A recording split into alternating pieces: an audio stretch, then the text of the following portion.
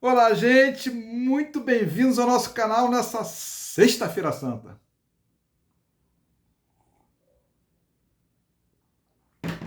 Gostaria de iniciar com uma frase de Gilberto Amado: o povo pode não ter ideias, mas tem sentimentos e interesses. É sobre ele que eu gostaria de falar hoje com vocês que estão visitando o nosso canal. Muito bem-vindo, eu sou Fábio Cardoso. Não se esqueça de se inscrever e dar o like. Gilberto Amado é muito conhecido por seus livros, por seus ensaios e pela sua passagem pela diplomacia. Mas eu quero conversar hoje com vocês sobre Gilberto Amado, o jurista, o grande jurisdiconsulto nordestino, esse sergipano que nos deu muito do direito internacional público, principalmente. Nós temos um cacuete, é um cacuete tropical, né? De não valorizarmos os nossos nacionais. E é importante nós resgatarmos a memória e resgatarmos tudo de bom que grandes brasileiros, como Gilberto Amado, há muitos anos nos legou na ciência do direito, tá certo? Ele tem uma trajetória interessante, ele começou com 15 anos já estudando farmácia, lá onde ele residia em Sergipe. Depois foi para a Faculdade de Direito de Recife, a grande faculdade de Recife de Direito, começou a ministrar aulas de direito civil, fez prova para professor de direito penal, não passou, e ele diz que realmente esse acontecimento levou a estudar profundamente os ensinamentos dos grandes penalistas, depois foi aprovado e foi, aos 23 anos, professor substituto de direito penal, tá certo? Começou a sua carreira jurídica como direito penal. Então, é importante a gente estudar essa vida do jurista, porque ao estudar a vida dele, a gente vai entender esse pensamento dele, a clareza do pensamento, a coesão do pensamento dele. Eu diria a vocês que, lendo o famoso livro dele, né, Eleição e Representação, pouco conhecido, mas que vocês podem adquirir na Biblioteca do Senado, ou a segunda versão, se vocês botarem Gilberto Amado, Eleição e Representação, a segunda edição, está disponível na internet. Vocês podem baixar no PDF. É muito interessante esse livro dele, escrito quando ele terminou a vida política dele.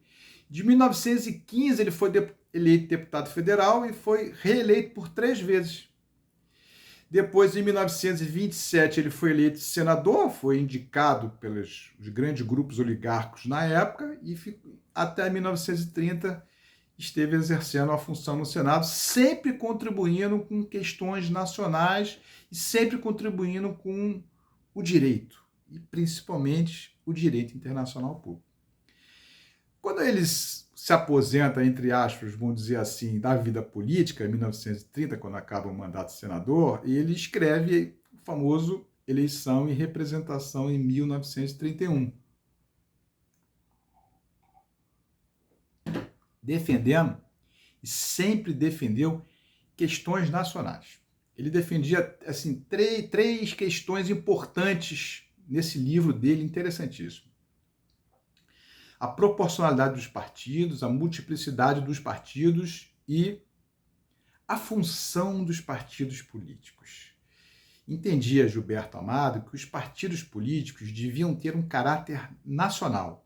E ele, dentro desse caráter nacional, ele menciona como o Brasil, um país continental, ele devia ter partidos nacionais, consolidados e fortes. Ele escreveu muito sobre isso. É muito interessante essa vertente e essa preocupação de união nacional.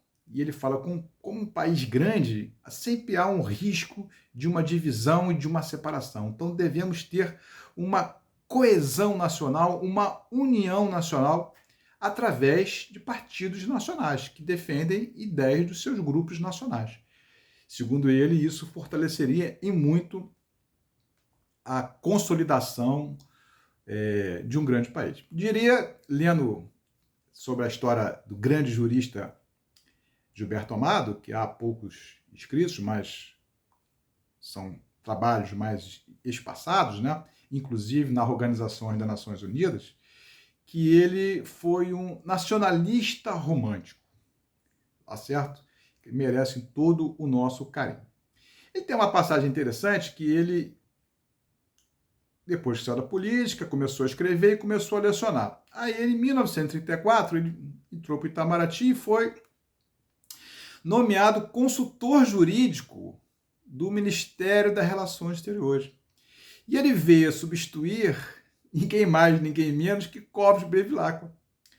Clóvis Bevilacqua, o grande civilista brasileiro, ficou 27 anos no comando da área jurídica do Ministério das Relações Exteriores do Brasil e tinha sido nomeado pelo Barão do Rio Branco. Nessa época, Gilberto Amado escrevia muito, principalmente sobre direito internacional.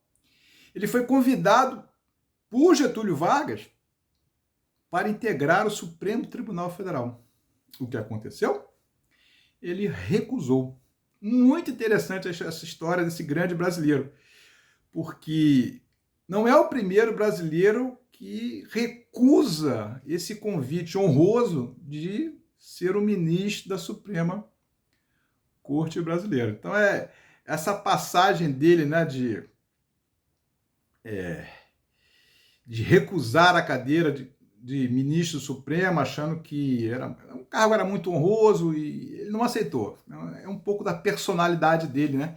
É interessante esse lado da personalidade dele. Então, com essa recusa, ele veio se consolidando cada vez mais sob escritos, ele veio dar uma contribuição muito efetiva na ONU, antes da ONU existir, né? Que era a Sociedade das Nações, então ele deu contribuições importantes sobre a Comissão de Direito Internacional, que depois veio a se consolidar com a ONU e continuou contribuindo sobre direito internacional, e escritos, inclusive no exterior, na própria ONU. Foi o único membro que entrou para a Comissão de Direito Internacional da ONU e de lá nunca saiu, só saiu para se aposentar. Então, esse grande brasileiro, esse grande jurista, Gilberto Amado, essa vertente jurídica dele, nos traz no nosso coração, nessa Sexta-feira Santa, a união, né? Ele pregava a união, ele era um homem da paz. É importante, às vezes, a gente ler muito sobre homens da paz, tá certo? Porque sempre aprendemos com os homens da paz. E ele menciona um amor incomensurável pelo Brasil. E ele me falava que o Brasil é a parte mais linda do nosso planeta, tá certo? É o maior diamante do mundo. Devemos lapidá-lo, devemos facetá-lo com carinho, com atenção, aparando as suas arestas, para que a sua luz brilhe para o mundo todo. Essa é a nossa sexta, no nosso cafezinho de hoje.